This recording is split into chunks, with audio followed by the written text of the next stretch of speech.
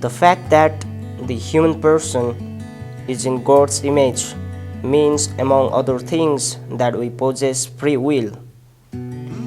God wanted sons and daughters, not slaves. The Orthodox Church rejects any doctrine of grace which might seem to infringe upon human freedom. To describe the relation between the grace of God and human freedom, Orthodoxy uses the term cooperation or synergy, synergeia. In Paul's words, we are fellow workers, synergoi, with God. 1 Corinthians 3:9. If we are to achieve full fellowship with God, we cannot do so without God's help. Yet, we must also play our own part. We humans, as well as God, must make our contribution to our common work. Although what God does is of immeasurably greater importance than what we do.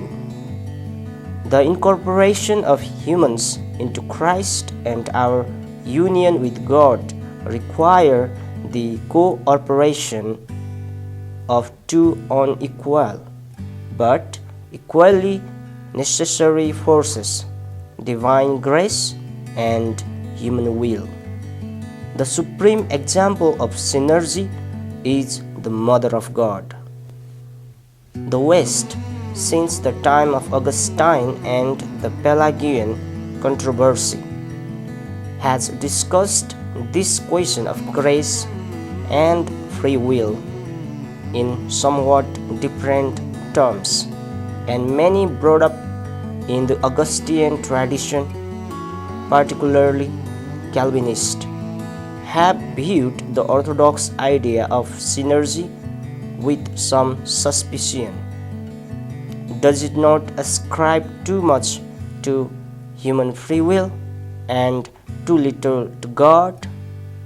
Yet in reality, the Orthodox teaching is very straightforward. Behold, I stand at the door and knock.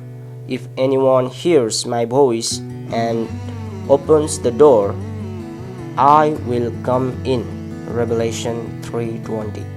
God knocks, but waits for us to open the door. He does not break it down. The grace of God invites all but compels none. In the words of John Chrysostom, God never draws anyone to himself by force and violence. He wishes all to be saved, but forces no one. Saint Cyril of Jerusalem said, "It is for God to grant His grace. Your task is to accept that grace and to guard it." But it must not be imagined that because a person accepts and guards God's grace, he thereby earns merit. God's gifts are always free gifts, and we humans can never have any claims upon our Maker. But while we cannot merit salvation, we must certainly work for it, since faith without works is dead. James 2:17.